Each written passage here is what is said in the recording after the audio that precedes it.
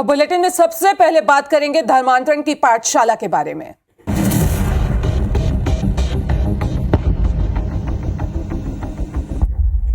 आपको बता दें कि गंगा जमुना स्कूल में धर्मांतरण का खेल चल रहा है। सबूत मिटाने के साक्ष्य यहाँ पे IBC 24 के पास हैं। स्कूल की दीवारों पर कुरान की आयतों पर पुताई करवाई गई। बाल आयोग के निर्देश का दमोह SP ने पालन नहीं किया। पुलिस ने अब तक दर्ज नहीं की है FIR। बाल आयोग के SP को लिखे पत्र की कॉपी IBC 24 के पास है। तो इस वक्त ये बड़ी खबर और ये अपडेट आपको बता रहे हैं, जहां पे गंगा जमुना स्कूल में धर्मांतरण का खेल चल रहा है। साक्ष्य मिटाने के सबूत IBC 24 के पास है। स्कूल की दीवारों पर कुरान की आयतों पर पुताई करवाई गई। बाल आयोग के निर्देशों का दमोह SP ने भी पालन नहीं किया। तो जायजा लिया हमारे संवाददाता विजेंद्र पांडे ने।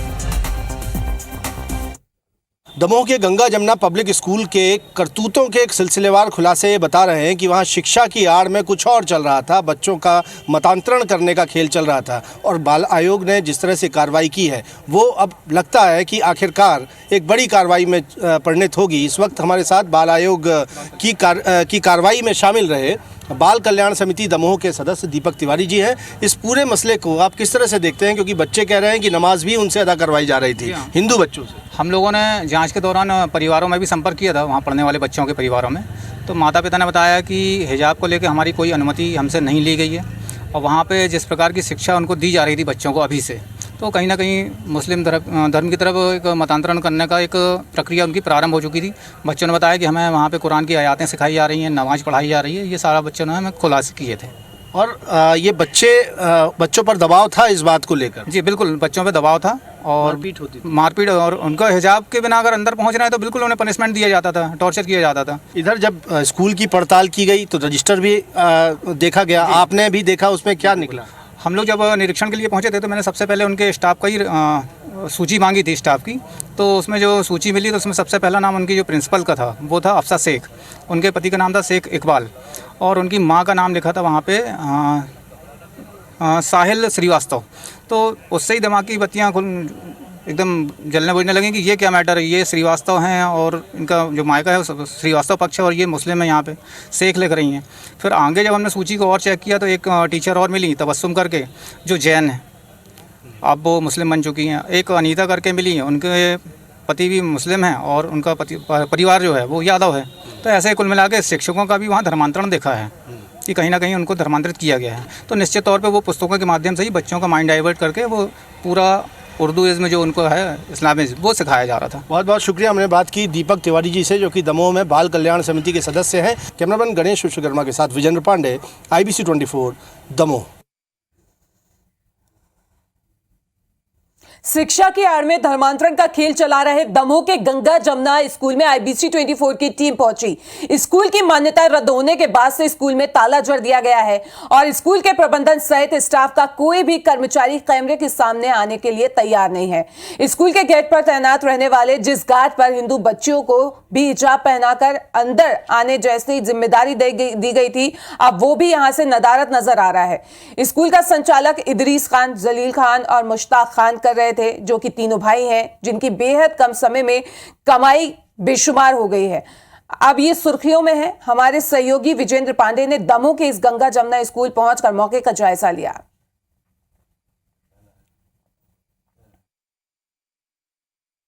दमोह जिले के गंगा जमुना पब्लिक स्कूल में सांप्रदायिक सौहार्द के साथ शिक्षा की आड़ में क्या धर्मांतरण की पाठशाला चल रही थी? राष्ट्रीय बाल संरक्षण आयोग की ओर से इस मामले पर दखल दिए जाने, बाल आयोग की जांच के बाद इस तरह की तमाम बातें सामने आई हैं।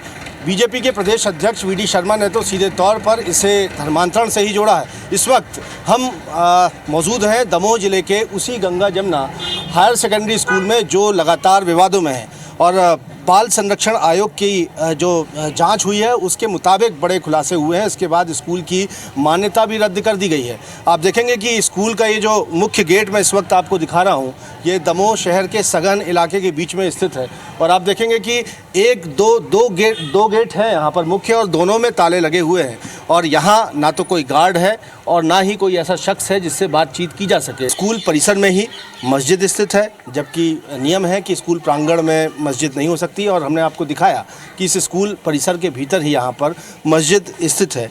साथ ही साथ ऐसा कहा गया है कि यहाँ पर ये जो मुख्य गेट मैं आपको दिखा रहा हूँ, यहाँ पर हर वक्त गार्ड की तैनाती रहती थी, और कोई भी बच्चा यहाँ पर जब आता था तो ये सुनिश्चित किया जाता था कि वो हिजाब पहनकर ही आए। बाल आयोग की ओर से जांच की गई है, उसमें कई सनसनीखेज खुलासे भी हुए हैं। सबसे बड़ा खुलासा जो बाल आयोग के जांच के आधार पर किया जा रहा है कि स्कूल में 30 टीचर पदस्थ थे, जिनमें से प्रिंसिपल सहित 3 शिक्षकों ने अपना धर्म बदल लिया था। जी हाँ, यहाँ जो अफसरा शेख नाम की शिक्षक हैं वो पहले खरे सरनेम लिखती थी। इसी तरह अनीता खान पहले अनीता यादव लिखती थी।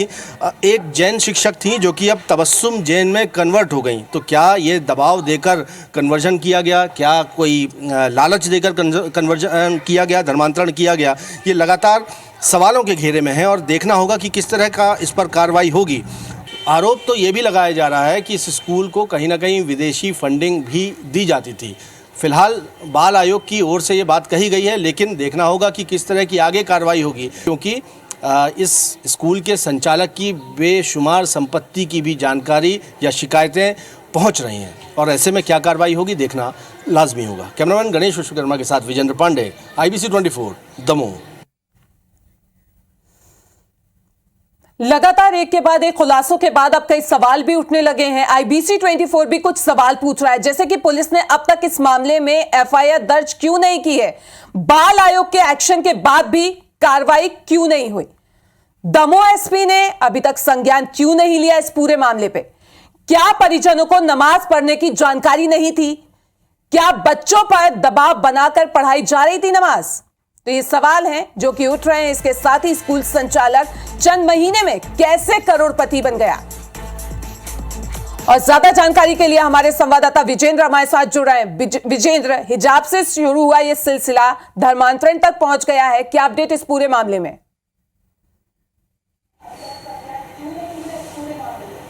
बेशक रुमाना, जिस तरह से दमोह में प्रशासन की नाक के नीचे गंगा जमुना पब्लिक स्कूल जो गुल खिला रहा था, उसका सिलसिलेवार खुलासा हम यहाँ पर कर रहे हैं। लेकिन सबसे बड़ी बात है कि शिक्षा की आड़ में आखिर ये गड़बड़ी हो कैसे रही थी, और कहीं ना कहीं प्रशासन की भूमिका इस पूरे मसले पर संदिग्ध है। बाल कल्याण समिति के जो सदस्य हैं, जो कि बाल आयोग के निरीक्षण कार्रवाई के दौरान, छापामार कार्रवाई के दौरान भी मौजूद थे, उन्होंने भी इस बात की आशंका जताई है कि कहीं ना कहीं प्रशासनिक अधिकारियों या कतिपय किन्हीं नेताओं का संरक्षण इस स्कूल संचालक को प्राप्त था। और सबसे बड़ा तो सवाल यह है कि अब तक कोई FIR दमोह जिला या पुलिस प्रशासन ने स्कूल के खिलाफ दर्ज नहीं की है। मान्यता जो सस्पेंड की गई है उसमें ज़रूर ये बात है कि कुछ इंफ्रास्ट्रक्चरल जो कमी थी उसके चलते मान्यता रद्द की गई है, लेकिन जहाँ तक बच्चों को हिजाब पहनाने की मान्यता थी, का दबाव रहता था, बच्चों पर नमाज पढ़ाने के लिए दबाव की बात थी। खास तौर पर जो हमने एक छात्रा से भी बात की थी, उसका कहना था कि स्कूल में नमाज पढ़ने के लिए हिंदू बच्चों पर भी दबाव डाला जाता था और जो नहीं पढ़ता था उसके साथ मारपीट की जाती थी। साथ ही साथ बाल आयोग की ओर से, NCPCR की ओर से एक पत्र भी दमोह SP को जारी किया गया है कि इस पूरे मसले पर स्कूल प्रबंधन द्वारा साक्ष्य मिटाए जा रहे हैं। जी हाँ, बता दूं आपको कि स्कूल प्रबंधन की ओर से जो कुरान की आयतें दीवारों पर लिखी गई थी, उन पर पुताई करवाने का कारनामा करवाया जा रहा है। वो फुटेज भी IBC 24 के पास है, हमारे दर्शक भी वो फुटेज दे सकते हैं, और इस पर ही बाल आयोग ने संज्ञान लिया है, नाराजगी जताई है, सख्ती जताई है, और ये कहा है दमोह SP को कि वो इस मामले पर साक्ष्य मिटाने के अपराध को दर्ज करें, स्कूल प्रबंधन पर FIR लॉन्च करें। लेकिन अब तक कोई FIR स्कूल प्रबंधन पर पुलिस की ओर से इस मसले पर दर्ज नहीं की गई है, और इसीलिए पुलिस की कार्यशैली भी सवालों के घेरे में। हालांकि जो दमोह के SP हैं, उनसे जब हमारी बातचीत हुई तो उनका कहना है कि मामला संवेदनशील है, गंभीर है, जांच होगी, कार्रवाई होगी, लेकिन कार्रवाई कब होगी, क्योंकि तब तक तो साक्ष्य मिटा दिए जाएंगे, और यही आशंका जो है स्कूल प्रबंधन की ओर से जाहिर की गई है। देखना होगा कि इन तमाम हालातों में किस तरह कार्रवाई आगे बढ़ पाती है। विजेंद्र, सवाल यहाँ पे ये भी उठता है, जिस तरीके से आपने बच्ची से बात की, उसने कई खुलासे यहाँ पे किए हैं कि बिना हिजाब के अंदर जाने नहीं दिया जाता था, जबरदस्ती नमाज पढ़वाई जाती थी, तो क्या इसकी शिकायत बच्चों ने अपने घर पे नहीं की?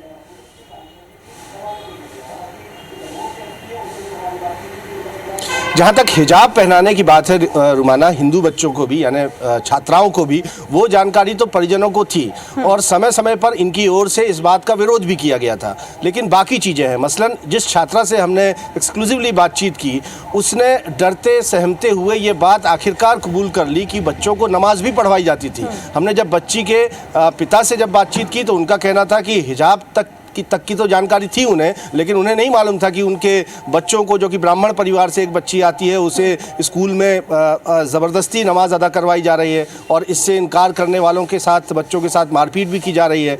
तो ये जानकारियाँ बहुत सी पेरेंट्स को भी नहीं थी, लेकिन अब इस पूरे मसले पर चूंकि ये मामला खुला है, बच्चों में भी एक हिम्मत आई है, पेरेंट्स में भी हिम्मत आई है, जो अब इस पूरे मसले पर निष्पक्षता से जांच और कार्रवाई की मांग कर रहे हैं। और पेरेंट्स थोड़े से संजीदा बच्चों के भविष्य को लेकर भी है। वो कहते हैं कि कार्रवाई तो पुख्ता होनी चाहिए, ताला इसमें पूरे समय तक इस स्कूल पर लटकना चाहिए, लेकिन उन बच्चों को भी अन्यत्र किसी अच्छे स्कूलों में शिफ्ट करने की व्यवस्था प्रशासन को करनी चाहिए, क्योंकि सवाल तो प्रशासनिक अधिकारियों पर है जिनकी नाक के नीचे ये तमाम तरह की गड़बड़ियां जो है school Ganga Jamuna public school की ओर से की जा रही थी। बिल्कुल, नजर बना के रखें, आगे क्या कुछ अपडेट इसमें रहता है वो आपसे लगातार हम लेते रहेंगे। फिलहाल अभी के लिए आपका बहुत बहुत शुक्रिया।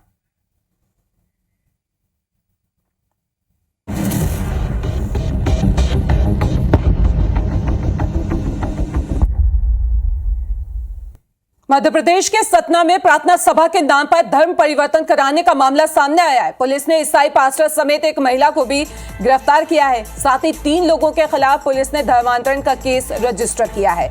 आरोप है कि मोटवा गांव में भगवान दीन साकेत के घर में प्रार्थना सभा के नाम पर ग्रामीणों को बुलाकर उनसे धर्म परिवर्तन कराया जा रहा था और शिकायत के बाद पुलिस जांच के लिए मौके पे पहुंची तो उसने मौके से कुछ किताबें और दस्तावेज भी बरामद किए। यूपी के चंदौली जिले का रोशन कुमार और बड़वानी का माया राम और एक महिला में से 2 लोगों को पुलिस ने गिरफ्तार कर लिया है। हमारी को पुख्ता जानकारी वहां के आसपास के ग्रामीणों की चर्चा से मिली, क्योंकि पुलिस को भी नहीं पता है, आसपास के गांव के लोगों को भी नहीं पता है कि वो लड़कियां कहाँ गईं। और जब वो व्यक्ति धर्मांतरण करा रहा बाहर से आके, तो निश्चित है कि यदि पुलिस इसकी गहन जांच करेगी तो पता चलेगा कि लड़कियां बाहर कहाँ भेजी जा रही। तो व्यक्ति यहाँ ग्राम मोटवा में आकर के जो है भोले वाले लोगों का धर्मांतरण करा रहे हैं, उन्हें ईसाई धर्म की प्रार्थना करवा रहे हैं। तो उक्त मामले का संज्ञान लेकर के आरोप पाए जाने पर हमने उस पर मुकदमा पंजीबद्ध किया है। साथ 3 व्यक्तियों के विरुद्ध हमने यह मुकदमा पंजीबद्ध किया है। भोपाल के रवीन्द्र भवन में अभियुद्ध भारतम का कार्यक्रम आयोजित किया गया। इस कार्यक्रम में राज्यसभा सांसद सुधांशु द्विवेदी मौजूद रहे। इस दौरान उन्होंने लव जिहाद पर अपनी प्रतिक्रिया दी। उन्होंने कहा कि रामायण में बहुत से सार जुड़े हुए हैं। रावण ने भेष बदलकर सीता का हरण किया था, वैसे ही आज बहुत से लोग भेष बदलकर घूम रहे हैं। उनसे बेटियों को सावधान रहने की जरूरत है। वैसे बहुत से रावण घूम रहे हैं, भेष बदल के, पहचान बदल के, हुलिया बदल के, नाम बदल के, उनसे बहुत सावधान रहने की जरूरत है। इसलिए मैं कहना चाहूँगा अपनी बेटियों से कि बिटिया इस संसार में संभल के चलियो जाए, ना जाने किस भेष में कब रावण मिल जाए। बिजली उपभोक्ताओं के लिए जारी टोल फ्री हेल्पलाइन नंबर 1912 की सेवाओं का मध्य प्रदेश पूर्वी क्षेत्र विद्युत वितरण कंपनी लगातार विस्तार कर रही है। अब बिजली गुल होने से लेकर बिल में गड़बड़ी की शिकायत हो या नया बिजली कनेक्शन, अब बिजली कंपनी की हर सुविधा सिर्फ एक नंबर 1912 डायल कर ही ली जा सकती है। देखिए रिपोर्ट। पूर्व क्षेत्र विद्युत वितरण कंपनी लिमिटेड से बात कर रही हूँ। आपके द्वारा सर लाइट बंद होने के संबंध में शिकायत दर्ज कराई गई है। आपका शिकायत नंबर है 61806662। सर ये शिकायत आपकी अटेंड हो गई है और अधिकारी की ओर से निराकरण के संबंध में जानकारी दी गई है। जबलपुर में मध्य प्रदेश पूर्व क्षेत्र विद्युत वितरण कंपनी का ये कॉल सेंटर इसी तरह 365 दिन और राउंड द क्लॉक 24 घंटे लगातार चलता रहता है। शहर के आईटी पार्क स्थित ये कॉल सेंटर बिजली कंपनी के टोल फ्री हेल्पलाइन नंबर 1912 का है। यहाँ पदस्थ कर्मचारी 1912 पर आने वाली हर शिकायत को ऑनलाइन दर्ज करते हैं। ट्रांसपेरेंट सिस्टम के चलते ये शिकायत संबंधित सभी अधिकारियों तक तत्काल पहुंच जाती है। कर्मचारी फोन पर बिजली उपभोक्ता को जानकारी देते हैं और समस्या के समाधान तक फॉलो अप लेकर उनसे फीडबैक भी लेते रहते हैं। 1912 पर कॉल करके बिजली उपभोक्ता बिजली की ट्रिपिंग, बिल में सुधार की शिकायत दर्ज करवा सकते हैं। इतना ही नहीं, अपने बिजली मीटर की शिकायत, उनकी खपत की जानकारी और सोलर रूफ जैसी योजनाओं की भी जानकारी ले सकते हैं। मध्य प्रदेश पूर्व क्षेत्र विद्युत वितरण कंपनी ने 1912 की सेवाओं में विस्तार करते हुए पेपरलेस सिस्टम बनाया है, जिसमें नए बिजली कनेक्शन के लिए भी ऑनलाइन फॉर्म पर आवेदन दिया जा सकता है। घर बैठे ऑनलाइन आवेदन देने पर बिजली कंपनी के अधिकारी आपके पते पर सिर्फ दस्तावेज जाँच पहुँचाते हैं और दफ्तरों के चक्कर काटे बिना आपको नया बिजली कनेक्शन मिल जाता है। बिजली उपभोक्ताओं को सौगात, ऑनलाइन शिकायत दर्ज करा सकते हैं, बिजली मीटर की शिकायत कर सकते हैं, बिजली खपत की जानकारी ले सकते हैं, सोलर रूफ टॉप जैसी योजनाओं की जानकारी भी ले सकते हैं। पूर्व क्षेत्र विद्युत वितरण कंपनी ने किया विस्तार, 1912 की सेवाओं में विस्तार करते हुए पेपरलेस बनाया गया। नए बिजली कनेक्शन के लिए कर सकते हैं ऑनलाइन आवेदन। बिजली कंपनी के अधिकारी आपके पते पर पहुंचेंगे, दफ्तरों के चक्कर काटे बिना नया बिजली का कनेक्शन मिल जाता है। 1912 जो हेल्पलाइन हमारी टोल फ्री हेल्पलाइन चालू है, वो तो काफ़ी समय 2 या 3 साल से लगभग 4 साल हो गए हैं जिसको शुरू हुए, पर उसको और सुदृढ़ करना कि ज़्यादा से ज़्यादा हम जो सर्विसेज कंज्यूमर्स को दे रहे हैं वो 1912 के माध्यम से घर बैठे मोबाइल से ही वो अपना सर्विस के संबंध में कोई समस्या या कोई जानकारी अगर उनको चाहिए तो वो उनको घर बैठे बैठे मिल जाए, उनको सरकारी कार्यालय के चक्कर न काटने पड़े। 112 पे बिल सुधार हो, कई बार बिल ज़्यादा आ जाता है या किसी को लगता है कि मेरी खपत उतनी नहीं हुई है, तो वो घर बैठे ही वो उस पर अपना समस्या दर्ज कर सकते। बिजली संबंधित शिकायतों की डेडिकेटेड मुफ्त हेल्पलाइन 1912 का ये असर भी हुआ है कि किसी समस्या को सुलझाने का रिस्पांस टाइम अब बहुत घट गया है। पहले जहां ग्रामीण क्षेत्रों में बिल देर से पहुंचे या फिर बिजली आपूर्ति की शिकायत दूर करने में हफ्तों का समय लग जाता था, अब उसे 1912 में शिकायत दर्ज होने पर कुछ घंटों में सुलझा दिया जाता है। जानना चाहूंगी सर, अभी लाइट आ गई है आपके यहाँ? जी सर, तो इस जानकारी के आधार पे आपकी कंप्लेंट को क्लोज किया जा रहा है। बहुमूल्य समय देने के लिए धन्यवाद। आपका समय शुभ हो। तो हमने कोशिश की है कि जितनी भी समस्याओं में लगातार समय से उनकी एंट्री करना, कंज्यूमर्स को इन्फॉर्म करना, उनको फ़ोन लगाना और फीडबैक भी हम कंज्यूमर से लेते हैं। तो हर दिन 500 कंज्यूमर्स को रैंडम हमारे कॉल सेंटर से कॉल जाता है कि आपको कंपनी की समस्या या कंपनी की जो सुविधाएं या सेवाएं हैं उनमें आपका क्या सेटिस्फैक्शन है, तो उसके बारे में भी हम कंज्यूमर से जानकारी लेते हैं। मध्य प्रदेश पूर्व क्षेत्र विद्युत वितरण कंपनी के सभी 21 जिले पहले ही सीएम हेल्पलाइन के ए ग्रेड में है, जहां 1912 की सुविधा उपभोक्ताओं को केंद्र में रखकर लगातार बढ़ती जा रही है। तो आप भी अगर बिजली से जुड़ी कोई भी शिकायत करना या कोई जानकारी लेना चाहते हैं तो आपको सिर्फ एक नंबर 1912 डायल करने की जरूरत है। आपकी समस्या या क्वेरी बिना झंझट आसानी से सुलझा दी जाएगी। विजेंद्र पांडे, IBC 24, जबलपुर।